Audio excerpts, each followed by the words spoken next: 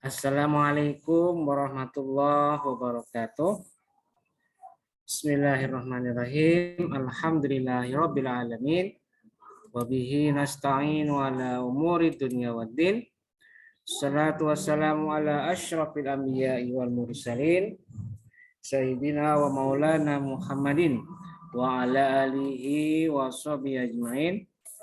Rabbi shrahli sadri wa yassirli amri wahlul 'uqdatam min lisani yafqahu qawli, amma ba'du.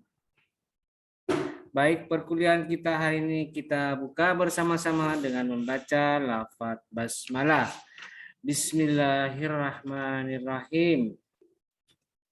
Baik, para mahasiswa jurusan Hukum Keluarga Islam semester 4. Alhamdulillah kita hari ini kembali masuk dalam mata kuliah Hadis Ahkam 2. Dan kali ini kita sudah masuk ke pertemuan ke-9. Nah, minggu lalu kita sudah melaksanakan UTS.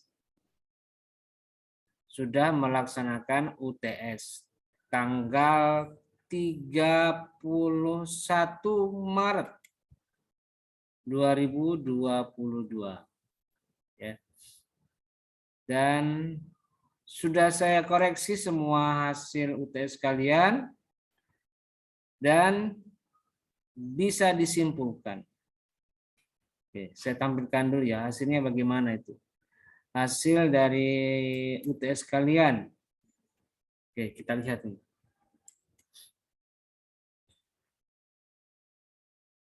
Hasil UTS.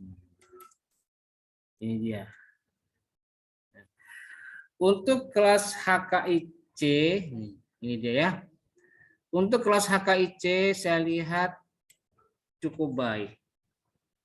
Meskipun ada kekurangannya. Yang saya lihat untuk mahasiswa yang mendapatkan nilai A dan A minus itu tidak ada, kosong ya. Kosong nih, ini kosong. Untuk yang dapat nilai B plus itu ada 7 orang. Ya cukuplah. 7 orang cukup. Nilai B itu 11 orang. Nilai B minus 6 orang. C plus 5 orang. C 4 orang. C minus 0 dan yang mendapatkan nilai di bawah 50 atau 50 ke bawah, ini termasuk yang 50, itu 10 orang, cukup banyak ya. Saya tidak tahu kenapa itu bisa terjadi. Saya lihat ada 1 orang, kalau tidak salah itu yang tidak ikut UTS, nilainya 0. Jadi yang nilai 0 termasuk yang nilainya di bawah 50, ini termasuk. Dan ada yang nilainya di bawah 50 ke bawah pokoknya. Ada 10 orang. Kurang lebih seperti itu. Dan rata-rata nilainya 71,7. Ya cukuplah. Sedangkan untuk yang kelas D kita lihat nih.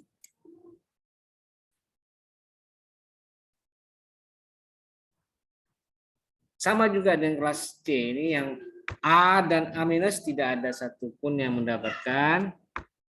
Sedangkan yang dapat nilai B plus 7 orang. Sama tadi dengan yang kelas C.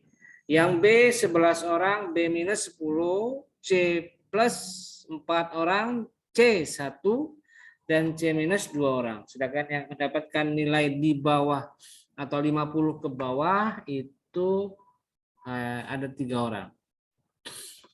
Ya cukup baik lah. Nilai rata-ratanya 74. Lebih baik daripada kelas C.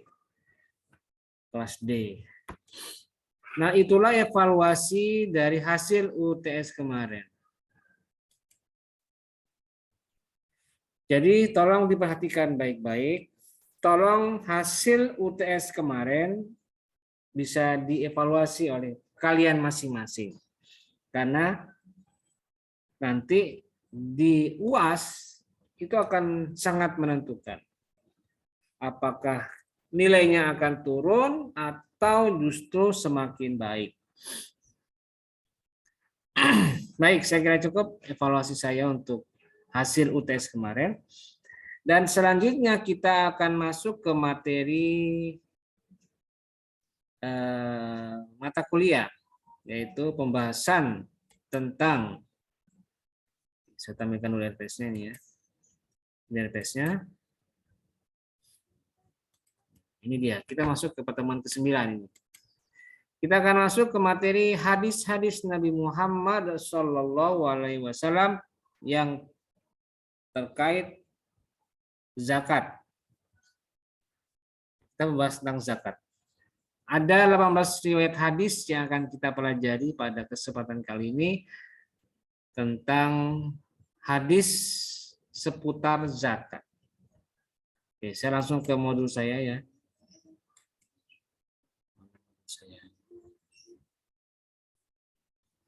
Oke, ini dia. Ada 18 hadis. Yang pertama, An Ibnu Abbasin radhiyallahu anhu anna Nabiy sallallahu alaihi wasallam ba'atha Mu'adzan ila Yamani wa dzakara al-hadisa wa fihi in Allah qad iftarada alaihim shadaqatan fi amwalihim tu'khadhu min aghniyaihim faturaddu fi fuqaraihim. Dari Ibnu Abbas radhiyallahu anhu berkata Ibnu Abbas, Anan Nabiya, bahwasanya Nabi SAW ba'atha Mu'adzan, telah mengutus sahabat Mu'adz bin Jabal ya maksudnya, ilal Yaman, menuju Yaman. Nabi mengutus Mu'adz bin Jabal untuk diangkat sebenarnya ini ya, diangkat sebagai gubernur di daerah Yaman. Itu ceritanya ya. Pada karar hadis, dan kemudian disebutkan hadisnya. Hadisnya ini panjang. Jadi ketika Nabi meminta Mu'adz bin Jabal untuk segera bergegas berangkat ke Yaman, Nabi memberikan wasiat, memberikan nasihat. Ada beberapa nasihat. Tapi yang perlu dipertegas di sini terkait dengan materi tentang zakat adalah ada pesan Nabi yang termasuk dalam hadis ini yang menyatakan begini. Innallaha qad iftarada, sesungguhnya Allah qad iftarada, telah mewajibkan alaihim, kepada orang-orang Yaman atau orang muslim, sedekatan, zakat, mewajibkan zakat atau mewajibkan membayar zakat fi amwalihim, atas harta-harta mereka, tu'khadhu min aghniyaihim, yang diambil dari orang-orang kaya. Faturaddu, maka kemudian dibagikan, fi fuqarahim, kepada orang-orang fakir. Muttafaqun alaihi wa lafdhu lil Bukhari. Jadi hadis ini menjelaskan tentang kewajiban membayar zakat. Keharusan orang yang memiliki harta untuk membayar zakat. Zakat itu memang diwajibkan kepada orang yang kaya saja, orang yang memiliki harta. Yang tidak punya harta gimana ya, tidak wajib. Hanya dibebankan kepada orang yang memiliki tingkat perekonomian yang baik. Dan itu ada ukurannya ya. Orang ini mampu, orang ini sanggup, orang ini berlebihan, atau orang ini tidak memiliki kemampuan, itu ada ukurannya, dan itu disebut dengan nisab. Jika harta yang mereka miliki itu lebih dari ukuran nisab atau batas maksimal dari kepemilikan suatu harta, dan dia melebihi itu, maka dia diwajibkan. Jika tidak, artinya dia memiliki kemampuan yang pas-pasan atau memiliki harta yang tidak cukup atau kurang, maka dia tidak wajib. Jadi hadis ini menjadi dasar diwajibkannya seseorang yang memiliki harta atau fi amwalihim untuk membayar zakat. Dan zakatnya itu kemudian diserahkan kepada orang-orang fakir. Fi fuqaraihim, orang-orang fakir yang ada di antara mereka sendiri. Berikutnya hadis an Anasin radhiyallahu anhu anna Abu Bakrin As-Siddiq radhiyallahu anhu katabalahu. Dari Anas radhiyallahu anhu bahwasanya anna Abu Bakrin, bahwasanya Abu Bakar, Anas mengatakan kataba telah telah menulis surat lahu kepada dia, kepada siapa? Kepada Anas. Hadhihi faridah. Apa isi suratnya?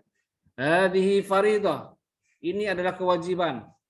Atau hadhihi faridatus shadaqati. Ini adalah kewajiban membayar zakat. Allati faradaha Rasulullah.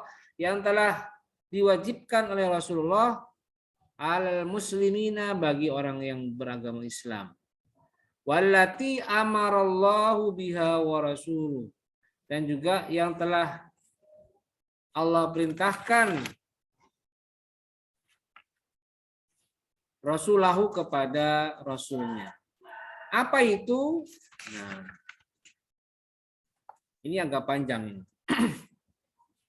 Kalau saya baca, oh ini agak panjang ya. Fi arba'in wa isrina minal ibli famaduna dunaha al-ghanamu. Fi kulli khamsin syatun.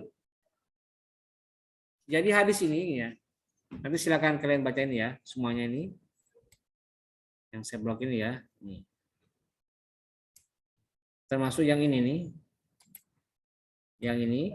Terus sampai ke belakang. Ini semuanya sama ini. Masih satu redaksi, satu riwayat. Riwayatnya apa? Ya riwayat Abu Bakar dan Anas. Jadi hadis ini yang terlalu panjang ini ya, yang tidak perlu saya baca karena panjang. Intinya adalah hadis ini menjelaskan tentang kewajiban membayar zakat fitrah bagi hewan ternak. Hewan ternak. Jadi kan supaya kalian ketahui ya, jadi hewan ternak itu sebagaimana kita ketahui ya, hewan ternak itu adalah hewan yang dikumpulkan untuk dipelihara tapi tidak digembala dan kemudian beranak pinak. Beranak pinak.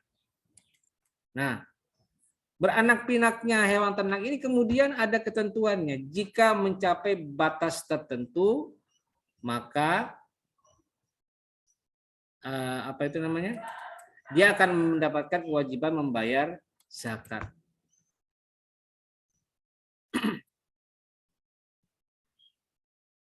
Apa kira-kira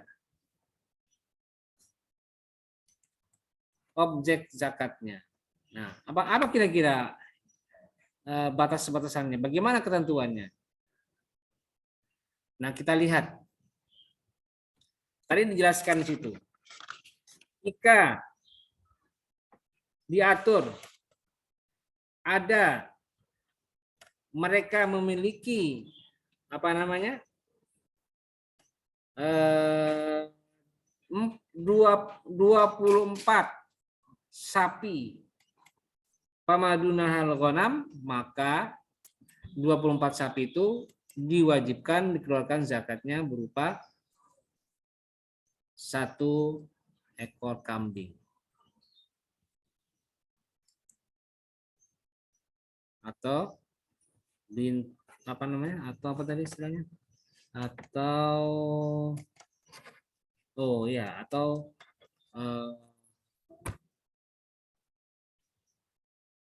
kambing ya atau domba.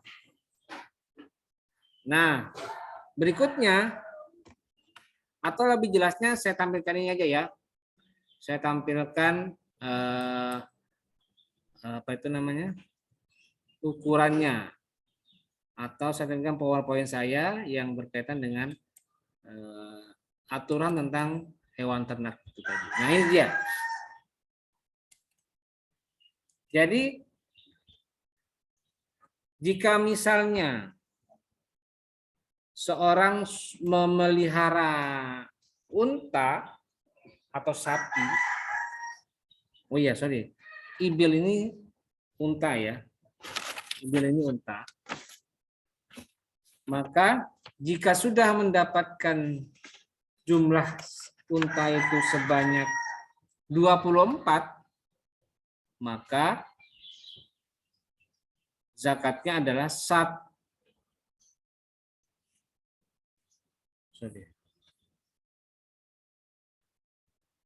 zakatnya adalah kambing dan setiap kelipatannya. Fi kulli khamsin syatun. Ada keterangannya. Fi kulli khamsin syatun.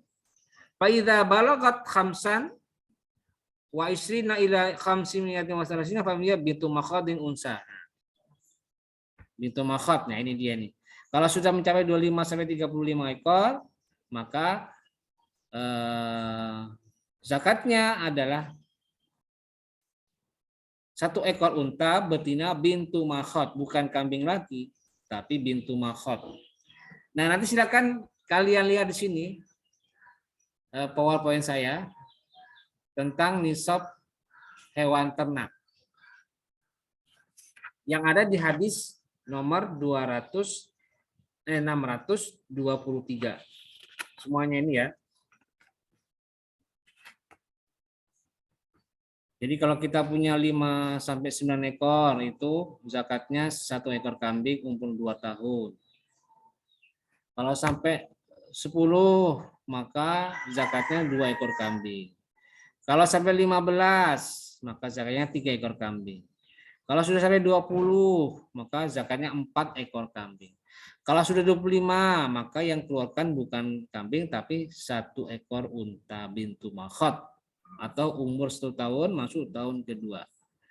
Kalau mencapai 36 maka zakatnya 1 ekor unta betina atau bintu labun. Dan seterusnya sampai 121. Ya. Biar mudah kalian mempelajarinya. Nah, kemudian kita pindah ke hadis berikutnya. Oke, saya kembali ke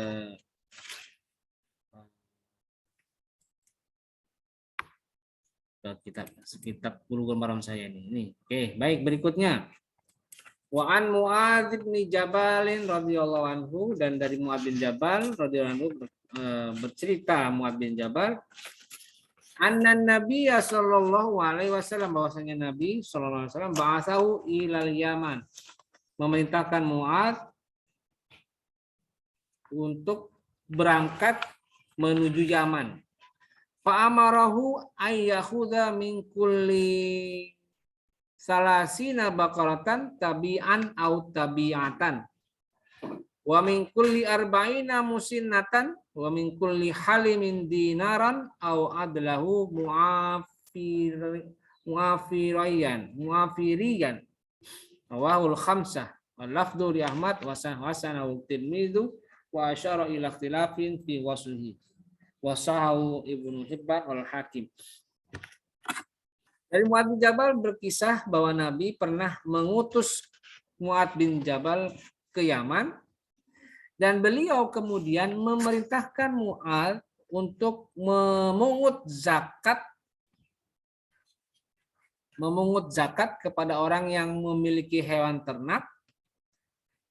Jika mereka sudah mencapai hewan ternak sapi itu mencapai salasina baqaratan, 30 baqarah, 30 sapi, maka dia wajib mengeluarkan zakat sebanyak satu tabi' atau 1 hewan tabi'. Wa min kulli arba'ina musinnatan. Dan setiap 40 ekor sapi, satu musinah.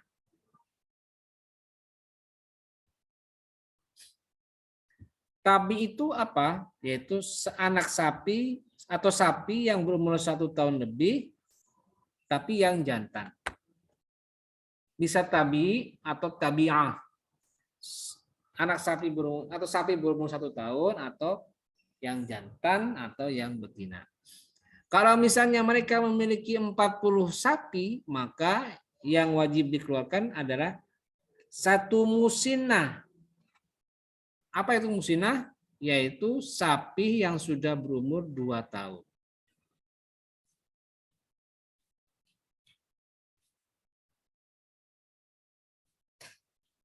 Wa min kulli halimin dinaron. Dan juga diwajibkan orang yang halim, orang yang sudah dewasa, tapi halim ini mereka yang bukan muslim. Tetapi mereka rukun dengan umat Islam. Dan dia sudah balik, itu halim. Atau orang yang berbeda agama tetapi dia rukun dengan masyarakat muslim. Dan dia sudah dewasa. Dan bagi dia itu dimintakan pajaknya berupa emas dinaron, 1 dinar. Au adlahu, atau yang sebanding dengan 1 dinar. Muafiroyan. Muafiroyan. Muafiroyan yang sebanding dengan muafirah atau nilai kain muafirah, muafiri, kain muafiri, yaitu kain yang dibuat oleh orang Yaman yang terkenal kualitasnya bagus. Dan itu hampir setara dengan 1 dinar, harganya itu mahal. Itu ada kain muafiri. Itu dibuat oleh orang Yaman dan kualitasnya bagus sekali. Jadi kalau orang punya kain muafiri ini itu sudah dianggap orang kaya karena apa? Harganya mahal. Jadi seperti itu ya. Kalau misalnya orang kafir atau orang non muslim yang rukun dengan kehidupan masyarakat muslim, itu tidak kena wajib zakat, tapi dia wajib bayar pajak. Dan nilai pajaknya itu setara dengan 1 dinar atau yang diukur sama dengan kualitas kain muafiri atau kain yang dibuat oleh suku di Yaman yang kualitasnya terbaik. Nah, itu hadis yang ke-624. Rawahul khamsah, diriwayatkan oleh Imam hadis yang 5, wal lafdhu li Ahmad, dan lafaz berasal dari Imam Ahmad. Wa hasanau Tirmizi wa asyara ila ikhtilafi waslihi. Tapi oleh Imam Hasan, Imam Tirmizi hadis ini dianggap hasan. Dan Imam Tirmizi melihat ada perbedaan ikhtilaf dalam hal sumber asal hadisnya. Wasahahu Ibnu Hibban wal Hakim, dan disahihkan oleh Ibnu Hibban dan Al Hakim. Wa an Amr bin Syuaib bin an abihi, dari Amr bin Syuaib dari bapaknya atau dari Syuaib, dari Syuaib, an jadi dari kakeknya, qala, berkata Amr bin Syuaib, qala Rasulullah sallallahu alaihi wasallam, Nabi bersabda, tu'khadhu shadaqatul muslimina ala miyahihim. Diambil zakatnya orang muslim ala miyahihim, di atas tempat sumber airnya. Rawahu Ahmad wali Abi Daud aidon, hadis riwayat Ahmad, dan riwayat Abu Daud juga mengatakan wala tu'khadhu shadaqatuhum illa fi durihim, dan tidak diambil zakatnya mereka illa fi durihim, kecuali di kampung mereka. Jadi hadis ini secara tekstual mengatakan bahwa zakat itu harus dikaitkan dengan tempat dia berusaha. Artinya harta belum dianggap cukup menjadi alasan untuk wajib membayar zakat. Tidak. Tidak semua harta bisa dizakatkan. Tetapi jika harta itu kemudian mereka dapatkan, mereka raih, mereka peroleh dari usaha di daerah mereka sendiri, misalnya dipakai untuk bercocok tanam, kemudian menghasilkan sesuatu.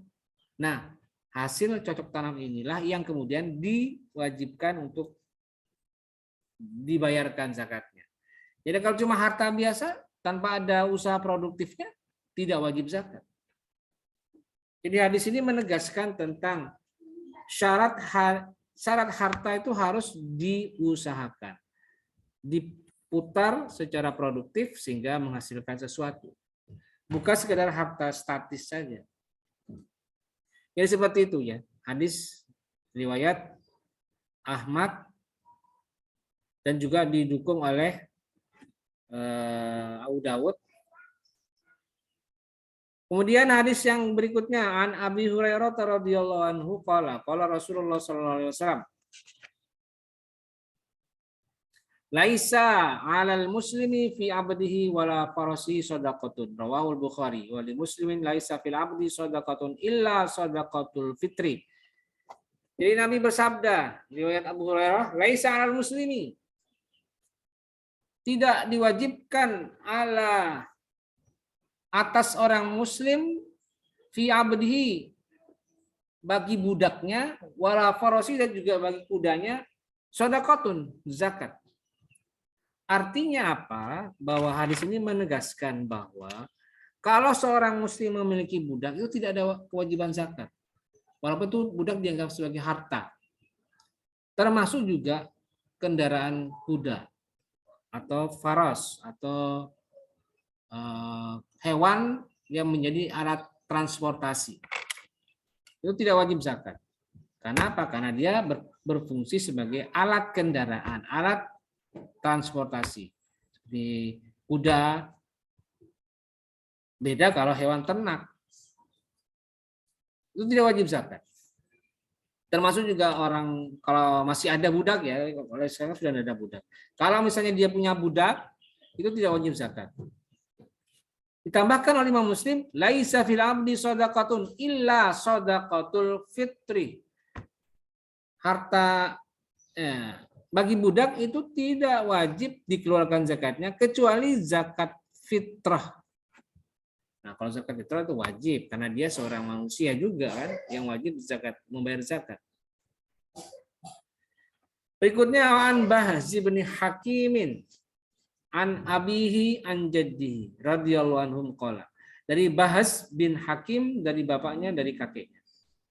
Berkata Bahz, qala Rasulullah sallallahu alaihi wasallam, Nabi bersabda, fi kulli saimati ibilin fi arba'ina bintu labunin la tufarraqu ibilun an hisabiha man a'taha mu'tajiran biha falahu ajraha wa man mana'aha fa innaha akhiduha wa syatra malihi wa asmatan min azamati rabbina la yahillu li ali Muhammadin minha syai'un. Rawahu Ahmad wa Abu Dawud wa Nasa'i wa sahahu Al-Hakim wa allaqa Syafi'i al-qawla bihi ala thubuti. Dari Bahz bin Hakim dari abi dari bapaknya berkata Nabi, fi kulli saimatin ibilin, setiap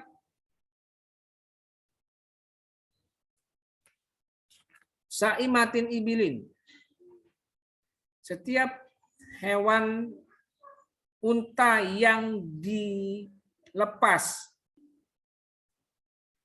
saimati ibilin, hewan unta yang dilepas, fi arba'ina yang jumlahnya 40, bintu labunin,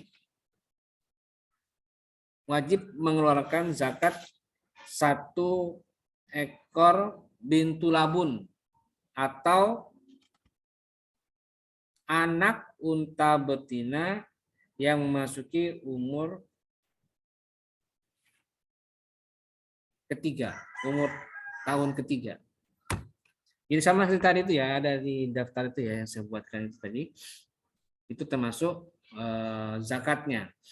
Jadi kalau punya 40 ekor unta yang dilepas, bukan di kerangkeng, yang dibiarkan, maka jika jumlahnya 40, maka zakatnya 1 ekor bintu labun. La tufarraqu ibilun,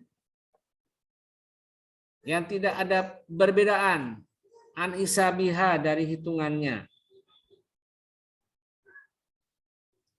Artinya apa? Ya, unta yang 40 itu tidak boleh dipisah-pisah.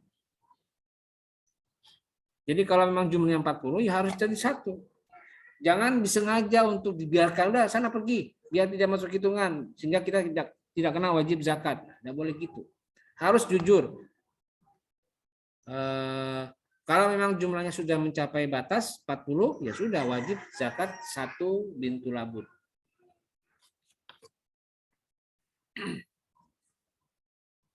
Man a'toha mu'tajiron.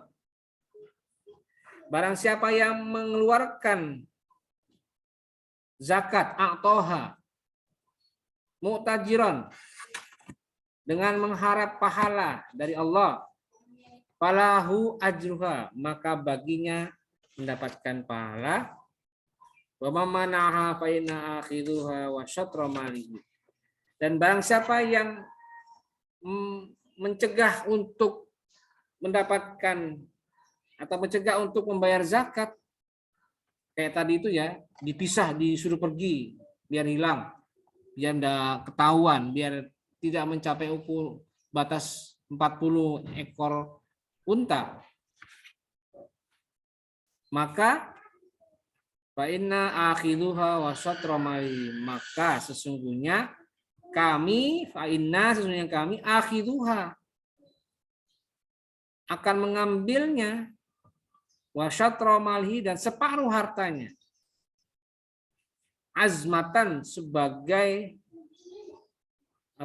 sebagai peringatan, min azamati rabbina, dari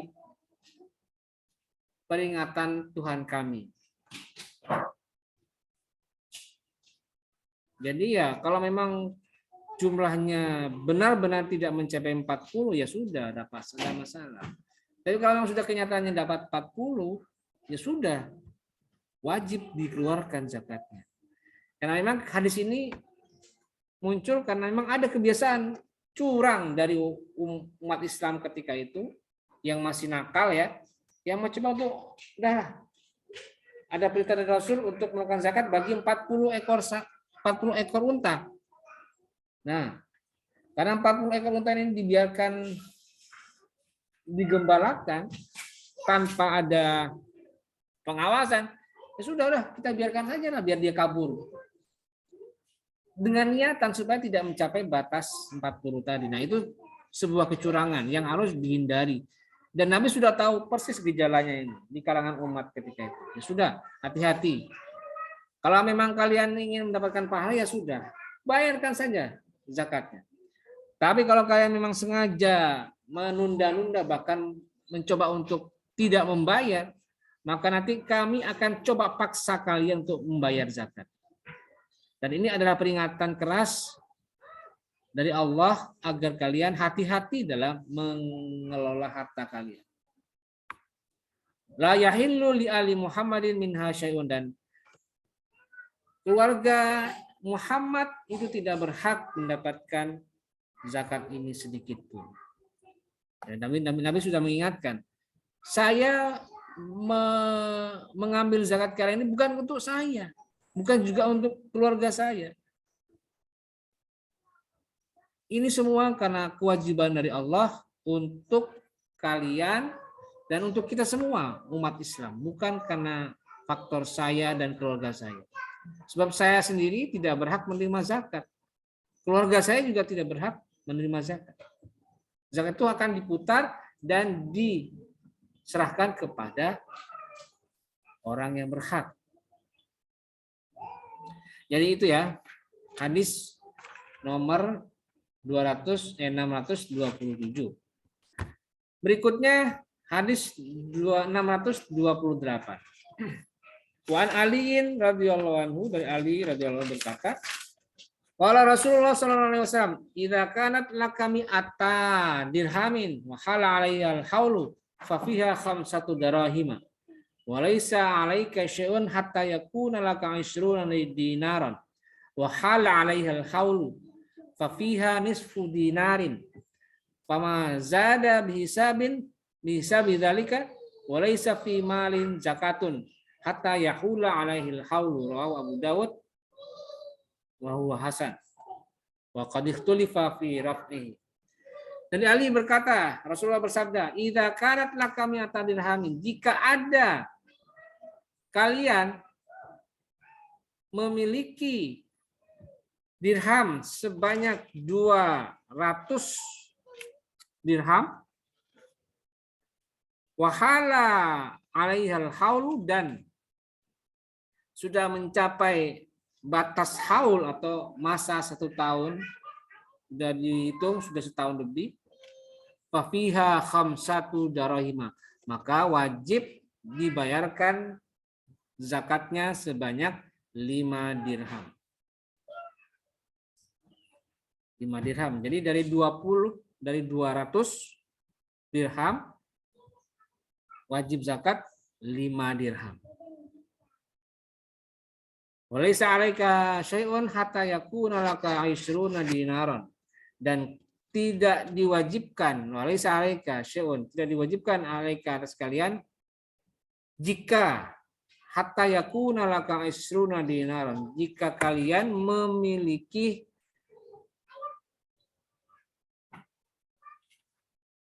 20 dinar. Artinya, jadi kalau kita punya dinar, ini emas, dinar, kurang dari 20 dinar, maka tidak wajib zakat. Jika sebaliknya, kalian punya harta emas atau dinar sudah mencapai 20 dinar, maka wajib zakat.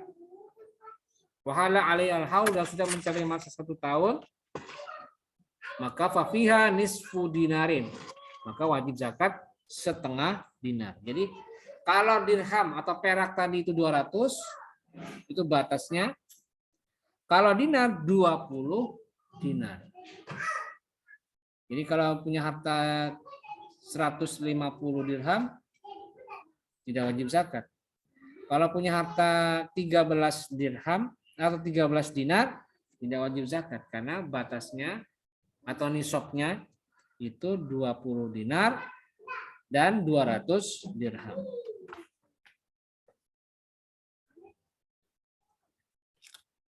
Fama zada bihisabika dzalika, bihisab bidzalika, dan tidak lebih bihisab bidzalika, dengan hitungan hitungan tersebut.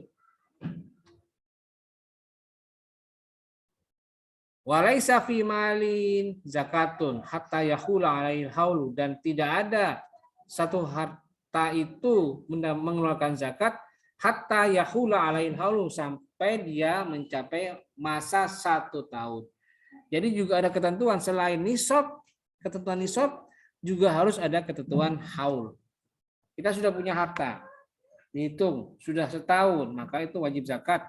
Jika hartanya itu dinar, maka dihitung. Kalau 20 dinar, maka wajib setengah dinar. Sudah setahun. 2 tahun berikutnya nambah lagi menjadi 40 dinar, maka wajib 1 dinar. Karena setengah-setengah ya.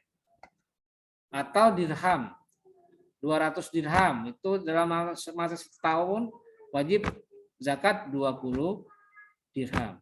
Kalau 2 tahun tambah lagi menjadi 400 dirham, maka wajib zakat 40 dirham. Jadi seperti itu. Ya. Rawahu Abu Dawud, hadis diriwayatkan Abu Dawud, tetapi hasan oleh Abu Dawud, dan ada perbedaan ulama hadis terkait kemarfuannya. Berikutnya Walid Tirmizi, dari Imam Tirmizi an Ibnu Umar radhiyallahu anhu. berkata, manistafada malan fala zakata alaihi hatta yahula alaihil haulu. Manistafada, barang siapa yang mendapatkan, manistafada malan, barang siapa yang mendapatkan harta, fala zakata alaihi, maka tidak wajib zakat.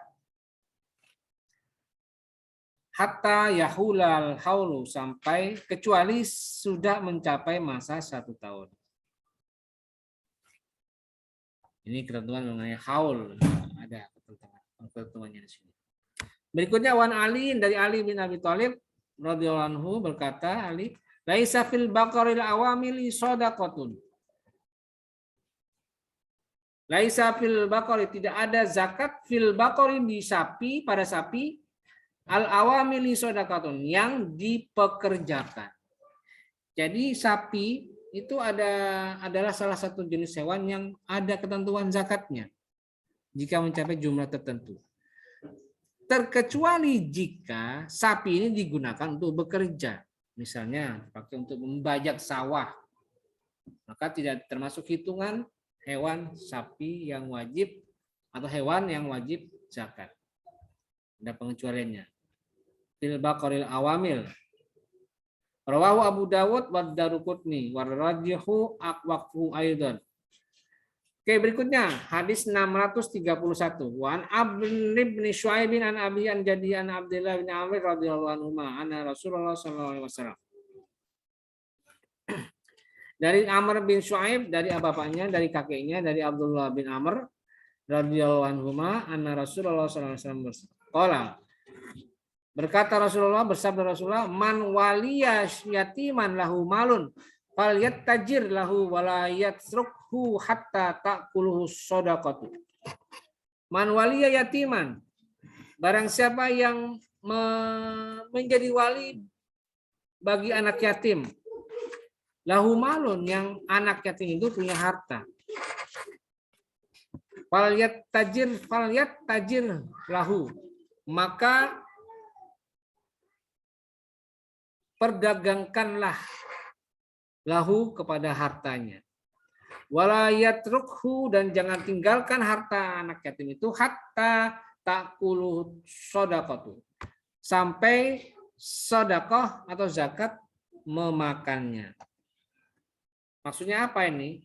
Jadi hadis ini mengatakan, kalau kalian menjadi wali bagi anak yatim yang punya harta, maka kewajiban seorang wali ini adalah ya ditasarrufkan, diputar harta anak yatim ini. Jangan sampai jika diendapkan, jika dibiarkan, lama-lama harta anak ini habis gara-gara bayar zakat. Jadi itu patokannya, standarnya. Jadi kalau wali anak yatim itu harus punya wawasan bisnis yang kuat juga. Gimana caranya harta anak yatim ini tidak dibiarkan begitu saja, habis begitu saja. Maka harus ada upaya bisnis, upaya memutar fungsi ekonominya. Maka diputarlah harta anak yatim ini, sehingga menghasilkan sesuatu, menambah pemasukan, dan dari pemasukan ini nanti kemudian dibayarkan zakatnya. Jangan terbalik.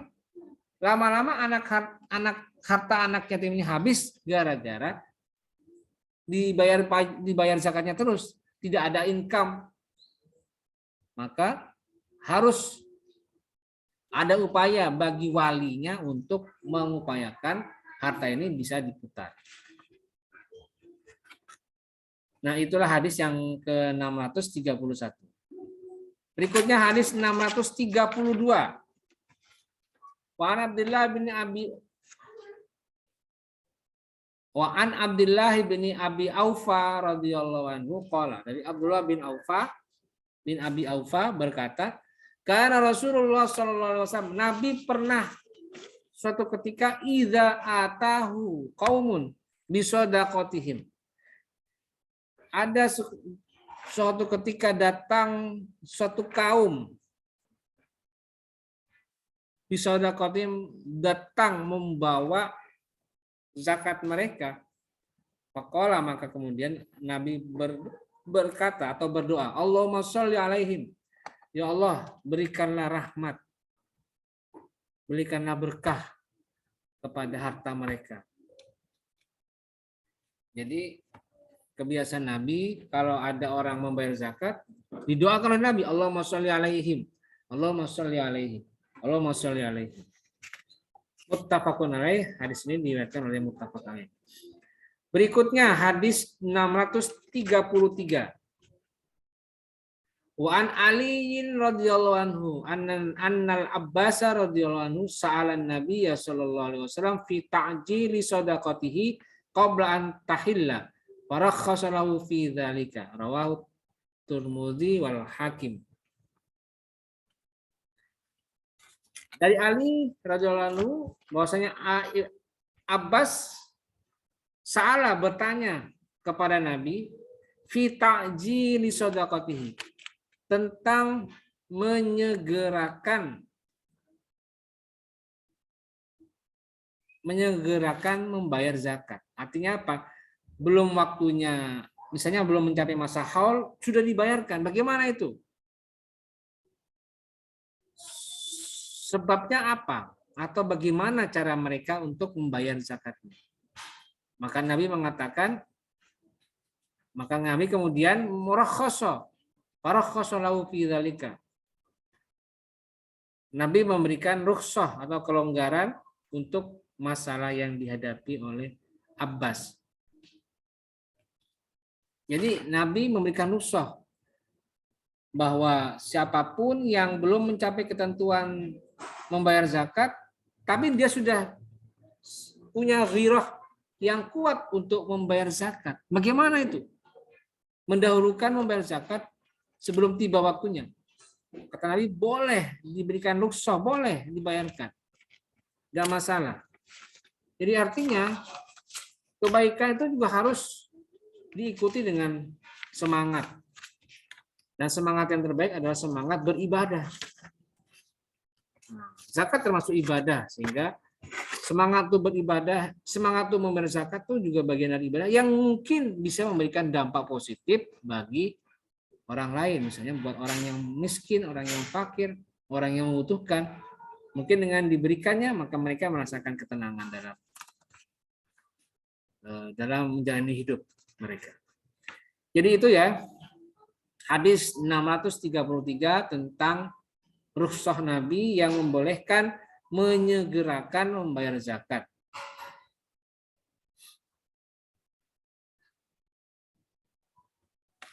Berikutnya an Jabirin an Rasulullah sallallahu alaihi wasallam. Dari Jabir bin Abdullah an Rasulullah sallallahu alaihi wasallam qala berkata Rasulullah, laisa fima duna khamsi awakin minal wariki sadaqatun wa laisa fima duna khamsi daudin minal ibili sadaqatun. Walaysa fi ma duna khamsati ausukin minat tamri shadaqatun. Kata Nabi apa? Tidak ada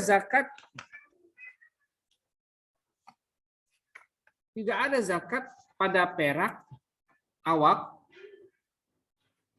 minal waraki dari warak sadaqatun, zakat. Jadi artinya gimana? Maksudnya gini. Jadi kalau misalnya orang memiliki perak kurang dari 5 awak, 5 awak? Ukuran 40 dirham. Jadi kalau dihitung ya, satu awak itu sama dengan 40 dirham. 40 dirham itu sama dengan berapa gram? 600 gram. Jadi kalau misalnya punya harta perak kurang dari 600 gram, maka tidak wajib zakat. Gitu kira-kira. Walaysa fi maduna khamsi zaudin minal ibli shadaqatun. Jadi ini juga ketentuan mengenai batas jumlah hewan. Ibil itu unta. Jadi kalau misalnya untanya kurang dari 5 ekor, maka tidak wajib zakat. Jadi maksimal kata hewan ternak unta yang wajib zakat itu ada 5 maksimal. Minimal 5. Dan juga untuk makanan kurma, tamer. Kalau misalnya punya usaha perkebunan kurma, kurang setelah panen ditimbang, ternyata hasil panen kurmanya itu kurang dari 5 wasak, 5 ausuk atau 5 wasak, maka tidak wajib zakat. 1 wasak itu berapa? 1 wasak itu 60 sok atau sekitar 1050 liter. Ini kalau dihitung ya penghasilan panen dia itu kurang dari 1050 liter, maka itu tidak wajib zakat. Kalau lebih ya berarti wajib zakat. Itu ya. Walahu min hadisi Abi Sa'idin radhiyallahu anhu laisa fi maduna khamsati ausukin min tamrin wala habbin shadaqatun. Wa aslu hadisi Abi Sa'idin muttafaqun alaih. Hadis ini dari Abu Sa'id mengatakan tidak ada zakat pada kurma dan juga biji-bijian, misalnya kayak gandum, kacang-kacangan, jika sama seperti tadi itu, kurang dari 5 wasak. Jadi sama ukuran apa itu namanya? Ukuran apa tadi? Kurma dengan biji-bijian. Nah, termasuk juga di Indonesia, biji-bijian itu berarti beras. Jadi bisa diukur beras itu berapa. Kalau panennya dia itu kurang dari 1000 liter, atau kalau dihitung gram, dihitung kilogram, sekitar berapa gram, berapa kilo ya? Sekitar 600 kilogram, maka tidak wajib zakat. Tidak wajib zakat. Tapi kalau lebih itu bisa diwajibkan zakat. Berikutnya, wa an Salimi bin Abdullah an Salimi bin Abdullah an Abi anin Nabi sallallahu alaihi wasallam qala bima saqatis sama'u wal uyunu au kana athariyan al ushru wa fima suqiya bin nadhi nisful ushri rawahul Bukhari wal Abi Dawud wa idza kana ba'lan al ushru wa fima suqiyas bisamau bil misawani awin nadhi nisful ushri. Ini kelanjutan dari yang tadi ya. Ini yang hadis yang di atas tadi. Jadi fima sakatis sama'u wal uyunu, tanaman yang disiram dengan air hujan, sakatis sama air hujan, wal uyunu dan air sumber, aukana asarian atau dengan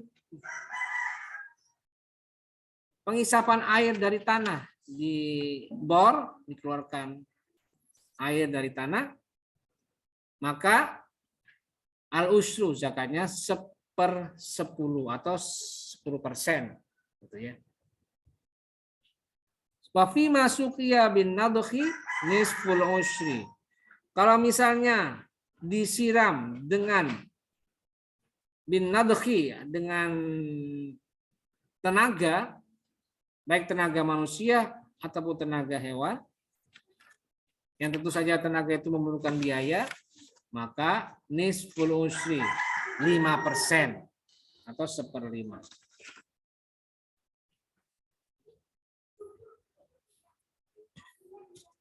Jadi Yang membedakan di antara keduanya adalah dalam hal mengeluarkan biaya. Kalau disiram oleh air hujan atau dibuatkan pancuran dari sumber mata air, dibiarkan mengalir tapi tidak ada biaya apapun yang dikeluarkan karena disiram lewat hujan dan mata air, maka zakatnya adalah 10%. Tetapi kalau ada biaya yang dikeluarkan ketika proses pengairan, misalnya harus apa itu tadi, mengeluarkan biaya diesel untuk membiayai pengairan, ada biaya yang dikeluarkan. Kemudian kalau kayak irigasi itu dibiayai nggak ada biayanya, karena irigasi itu kan tidak, kadang karena mungkin tempatnya yang agak jauh dari apa itu, dari irigasi, maka dia harus memompa agar salurannya biar mengalir. Nah, air pompa gensetnya itu kan membutuhkan solar misalnya, membutuhkan biaya, maka harus dibiayai. Maka keluar biaya lagi.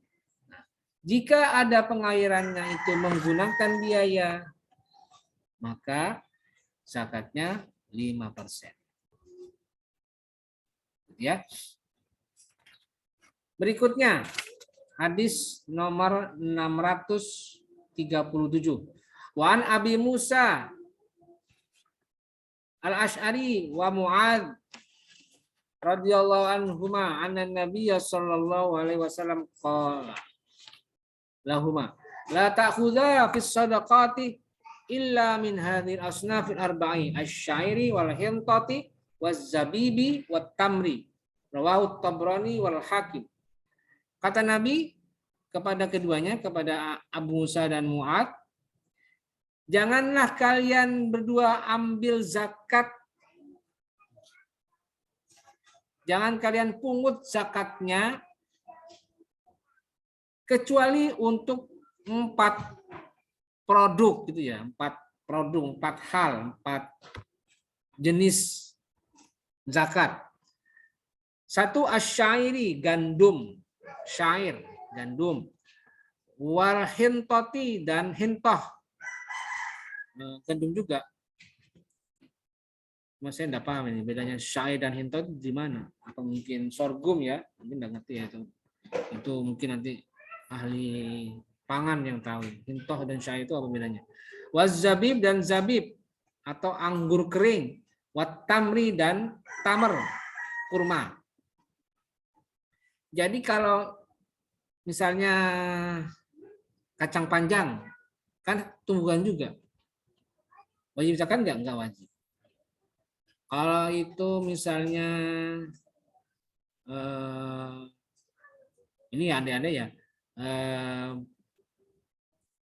tanaman hias, zakat enggak? Sebenarnya enggak. Tapi dalam versi tanaman. Hadis ini, versi hadis ini. Tapi nanti dalam pengembangan kedepannya, budidaya tanaman hias itu juga lama-lama juga dikenakan zakat. Dari mana? Dari perdagangan, bukan dari zakat tanaman. Kenapa? Karena bernilai ekspor, bernilai komoditas, bernilai jual. Berikutnya, Walid Daruqutni an Mu'adzin radhiyallahu anhu qala wa ammas siqa'u wal bittihu war rumanu wal qasabu faqad afa anhu Rasulullah sallallahu alaihi wasallam. Menurut riwayat Ad-Daruqutni dan Mu'adz, wa ammas siqa'u wa amal kisau atau kisah timun.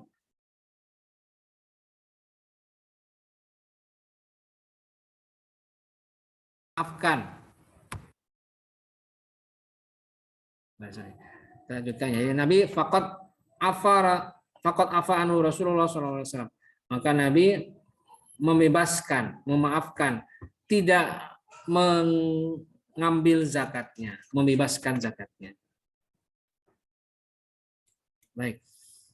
Sorry putus tadi ya. Kita lanjutkan. Yang terakhir ini ya. Wa an Sahli bin Abi Wa an Sahli bin Abi Hasmah radhiyallahu anhu qala amara Rasulullah sallallahu alaihi wasallam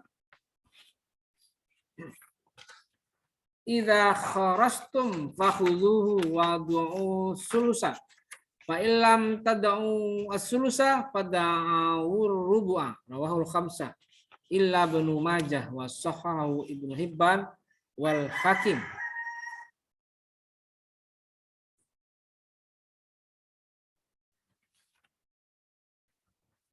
Dari Sahal bin Abi Hasmah berkata, Rasulullah telah memerintahkan kepada kami untuk idza kharastum, jika kamu menaksir atau membuat perkiraan dari hitungannya, fakhudhuhu, maka ambillah. Jadi kalau kamu sebagai amil zakat, kalau kamu sudah membuat perkiraan, ini harta ini, kemudian penghasilannya sekian, yang didapatkan sekian, maka zakatnya sekian. Maka ambil zakatnya. Kemudian fadu'us sulusa, wada'us sulusa, dan kemudian ambil sepertiganya. Maksudnya apa? Ambil untuk amil zakat. Sepertiga, maksimal sepertiga.